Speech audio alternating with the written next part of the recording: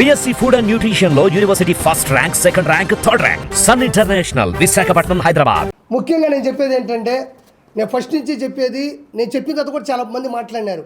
తిరుమల తిరుపతి దేవస్థానం టీటీడీలో పైన తిరుమల కొండ మీద అవినీతి జరుగుతుంది, అక్కడ దౌర్జన్యం జరుగుతుంది అని నేను ఫస్ట్ నుంచి చెప్తానే ఉండా. అందులో ఒక మచ్చు తునక మనం తీసుకున్నట్లయితే ఇలా చూడండి, ఇది నగిరి శాసనసభ్యురాలు, పర్యాటక శాఖ మంత్రిగా కూడా చేసినటువంటి ఆర్కే రోజా.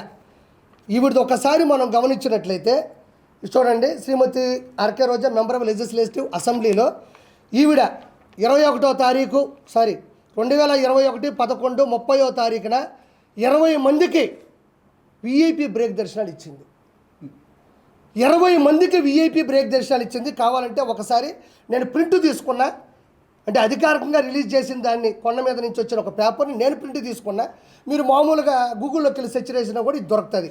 20 మందికి M Srinivas Chakravarthy, K Ashok Goud, N Rammohan, R Lakshman Perumal, ఈయన చెన్నై అనుకుంటా.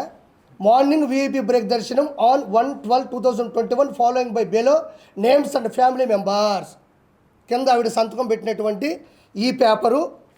ఇంకొకటి ఏంటంటేనండి, పెద్దిరెడ్డి రామచంద్రారెడ్డి, ఈయన ఏకంగా తిరుమల తిరుపతి దేవస్థానంలో విఐపి బ్రేక్ దర్శనాల్ని 58 మందిని పంపించాడు ఒకటే రోజు. 58 మందిని ఒకే రోజు విఐపి బ్రేక్ దర్శనాన్ని పంపించినాడు. చూసుకోండి ఒకసారి, కావాలంటే ఈ డేట్ కూడా చెప్తా. 2024 2వ నెల 12వ తారీఖు doctor P Ramachandra Reddy, MA PhD. చూడండి, ఆయన సంతకం కూడా పెట్టాడు. 58 మందిని కూడా పంపించినాడు. అంటే పాపం ఏ క్యాడర్ అయినా, ఏ కేటగిరీ అయినా, ఏ ఎంపీ అయినా, ఏ క్యాబినెట్ మినిస్టర్ అయినా, ఏ సెంట్రల్ మినిస్టర్ అయినా, ఏ శాసనసభ్యులైనా, ఏ గెజిటెడ్ ఆఫీసర్ అయినా, ఏ సెలబ్రిటీ అయినా, ఏ విఐపి అయినా, అధికారులు, జడ్జిలైనా, ఏదైనా కూడా టీటీడీ బోర్డులో ఒక రూల్ ఉంటుంది. ఎంతమందిని పంపించవచ్చు అనేది ఒక శాసనమో, ఒక ఫార్ములానో, ఒక ఫండమెంటల్ థియరీయో ఉంటుంది.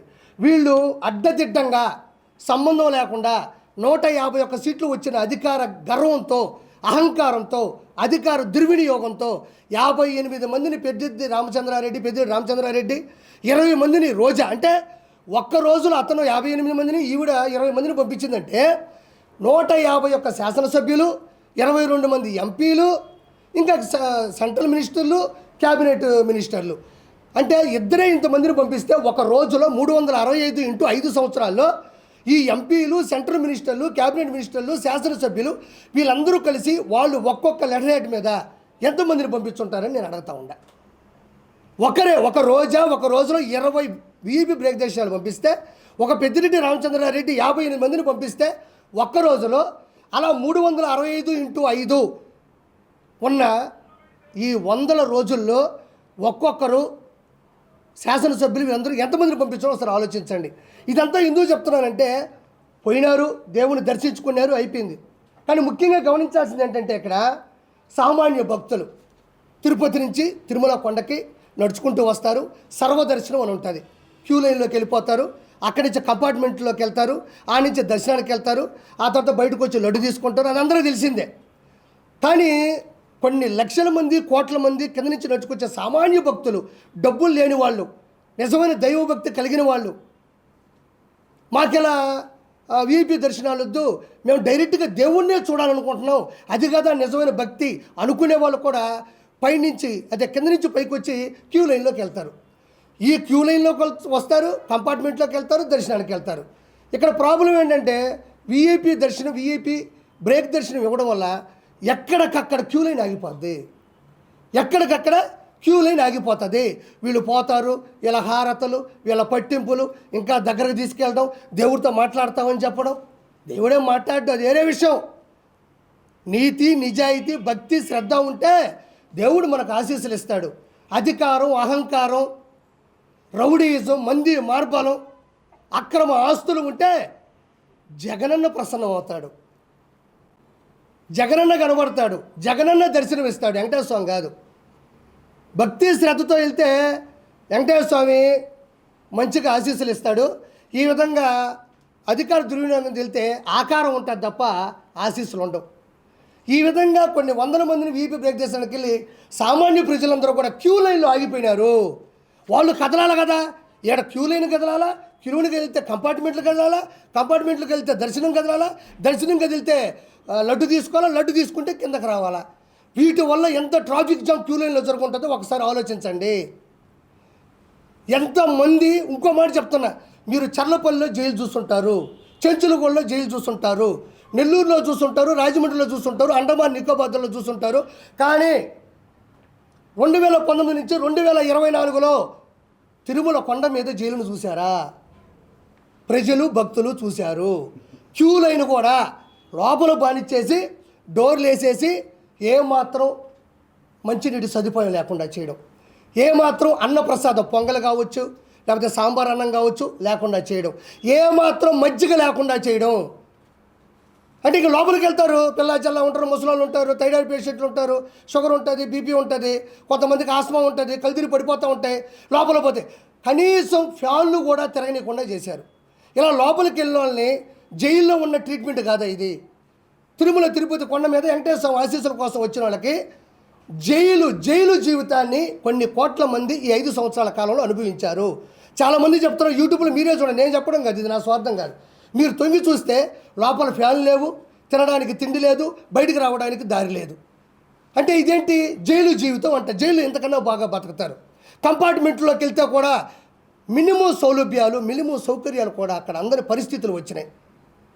అంటే లోపలికి వెళ్తే ఇంక అలానే పడుండిపోవాలి, ఎప్పుడు వెళ్తే అప్పుడు ఉండాలా, పోయేవాళ్ళు పోతూ ఉంటారు, వచ్చేవాళ్ళు వస్తూ ఉంటారు.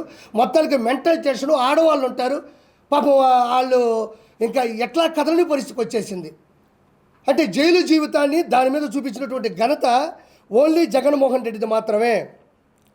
తర్వాత వచ్చేసి ఆయన చేసిన వాటిలో ఇంత అరాచకం పైన మళ్ళీ చెప్తున్నా, ఏమనుకోవద్దు, పైన కింద నుంచి వచ్చే జనాలకి పులి భయం పెట్టాడు, కర్ర ఇచ్చి స్టిక్కర్ వేసుకున్నాడు.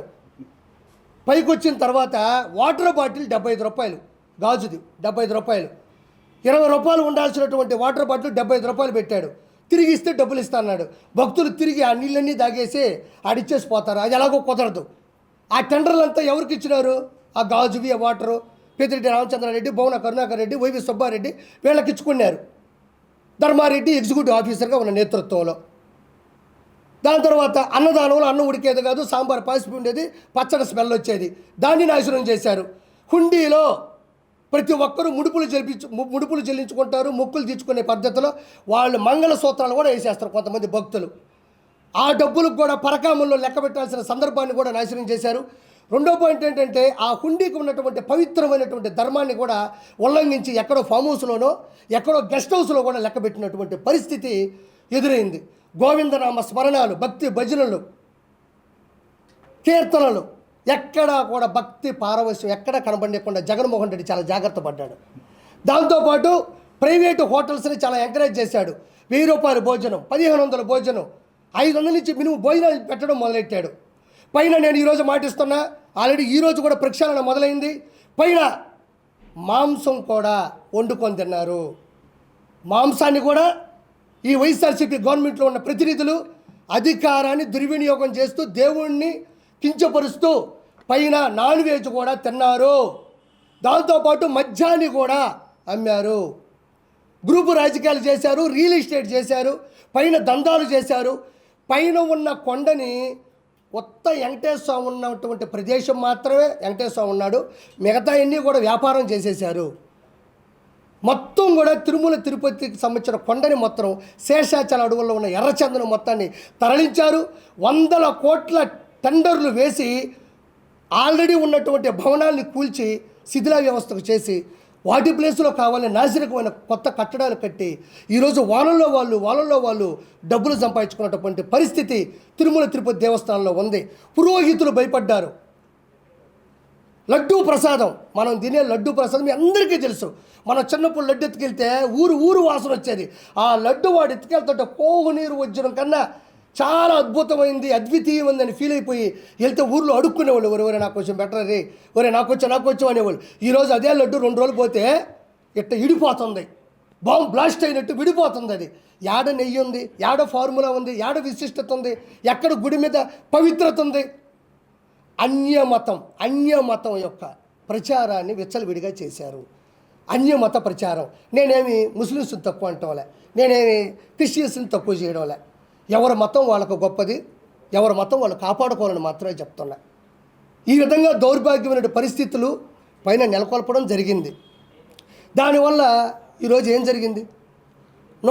నేను ఇంకో మాట చెప్తున్నా మీకు.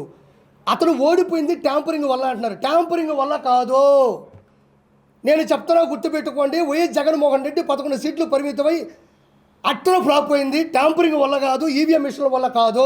అలా అనుకుంటే మోడీ గారి 400 సీట్లు వస్తాయని చెప్పుకున్న వ్యక్తి, ప్రధానమంత్రి నరేంద్ర మోడీ గారు ఆల్రెడీ 2 సార్లు అయిన వ్యక్తి, ఆయన ట్యాంపరింగ్ చేసుకుని 400 ఎంపీ సీట్లు వేసుకోలేడా? మరి అదే ఎంపీ స్థానం ఉండేటువంటి అయోధ్య, ఆ స్థానమే కోల్పోయాడే. ఆయన ట్యాంపరింగ్ చేసుకోలేడా? ట్యాంపరింగ్ వల్ల కాదు ఆంధ్రప్రదేశ్లో వైఎస్ఆర్సీపీ తుడిచిపెట్టుకుపోయింది. నేను ఒక క్వశ్చన్ మిమ్మల్ని సూటిగా అడుగుతున్నా, ప్రశ్నని నాకు చెప్పండి. ఇప్పుడు కూటమిలో ఎన్ని పార్టీలు కలిసాయి? ఎన్ని పార్టీలు కలిసాయా? 3. ముగ్గురు, చంద్రబాబు నాయుడు గారు, పవన్ కళ్యాణ్ గారు, పురంధరేశ్వర్ గారు, అదే మోడీ గారు. ముగ్గురు కాదు, 4వ వ్యక్తి కూడా పొత్తు పెట్టుకున్నాడు. ఆయన ఎవరో కాదు, వెంకటేశ్వర స్వామి. 4 వ్యక్తులు 2024 ఆంధ్రప్రదేశ్ ఎన్నికల్లో 4 పొత్తు పెట్టుకున్నారు. అందులో 4వ వ్యక్తి ఎవరో కాదు, వెంకటేశ్వర స్వామి. ఈడున్నాడంటే ఆంధ్రప్రదేశ్ని సర్వనాశనం చేస్తున్నాడు. దాంతోపాటు నాకున్న విశిష్టత తగ్గిస్తున్నాడు. ఈడు ఎక్కడ ఆగేటట్టు లేడని ఎవ్వరికీ తెలియకుండా వెంకటేశ్వర స్వామి, మీరు గమనించుంటారు, అన్నమయ్య సినిమాలో మన సుమన్ గారు వెంకటేశ్వర స్వామి నాగార్జున గారి పెళ్ళికి వచ్చి పలకేం వస్తాడా? దగ్గర వచ్చి పెళ్లి చేస్తాడా? ఎందుకు వచ్చాడు? అతని కీర్తనలు, అతని భజనలు, అతని భక్తి పారవస్యం. అబ్బా, ఇలాంటి ఒక వ్యక్తి మనల్ని ఇంత హుందాతనంగా పొగడుతుంటే ఆ వ్యక్తికి పెళ్లి చేసి నాకు బాధ్యతను ఆయన దూరి పెళ్లి చేసి అన్నీ మోసి తాళి కట్టించేసి పోతాడు. 2వసారి వచ్చాడు జగన్మోహన్ రెడ్డి ప్రభుత్వంలో. 2వసారి ఎందుకు వచ్చాడంటే, అతనేమో తాళపాక అన్నమయ్య గొప్పోడు, ఇతనేమో పూర్తి ఆపోజిట్గా ఉన్నాడు. ఈడు గారు వచ్చాడంటే ఆంధ్రప్రదేశ్ని సర్వనాశనం చేస్తాడని ఆయనగా ప్రజల రూపంలో వచ్చి ప్రజల్లోకి దూరి వాళ్ళకి అర్థమయ్యేలా చేసి ఈరోజు 4వ పొత్తు రూపంలో వచ్చి జగన్మోహన్ రెడ్డిని చిత్తు చేశాడు. ప్రతి మీటింగ్లోనూ పక్కన వెంకటేశ్వర స్వామి కూర్చోన్నాడు. అది ఎవరో గమనించలేదు అంతే. అది నేను చెప్తుండా, ఇది నిజాయితీగా జరిగింది. వెంకటేశ్వర స్వామి, గోవిందుడు, శ్రీనివాసుడు, 7 కొండలవాడు పొత్తులో భాగంగా ప్రతి విషయంలో తలదూర్చాడు. ఈరోజు 164 సీట్లు నేను ఆ రోజు కూడా చెప్పా. వెంకటేశ్వర స్వామితో పెట్టుకున్నాం, కలియుగ దైవంతో పెట్టుకున్నాం, ఎగిస్తంటే 11 సీట్లు వచ్చినాయి. ఈరోజు ఆ 11 కూడా కాళ్ళు పట్టుకోండి, మేము వచ్చేస్తాం సార్ అని వాళ్ళు ఆలోచిస్తున్నారు. తీసుకోవాలా వద్దా, మంచోళ్ళ చెడ్డోళ్ళ, మళ్ళీ ఇదేంది అని ఆలోచిస్తున్నారు అంతే. ఇంత జరగడానికి రీజన్ ఏంది? కలియుగ దైవంతో పెట్టుకున్నాడు. చిరంజీవి లాంటి పెద్ద వ్యక్తి దగ్గర దండం పెట్టుకున్నాడు. గంజాయి అమ్మినాడు. నెల్లూరులో పలు చోట్ల కూడా అతను గంజాయి అమ్మడం జరిగింది. ఇదే మెగా డిఎస్సీ ఎట్టపోయింది, అక్రమ దందాలు, ఇసుక దందాలు, ఇవన్నీ ఎట్టపోయినాయి. అన్ని అరాచకాలు చేసినాడు.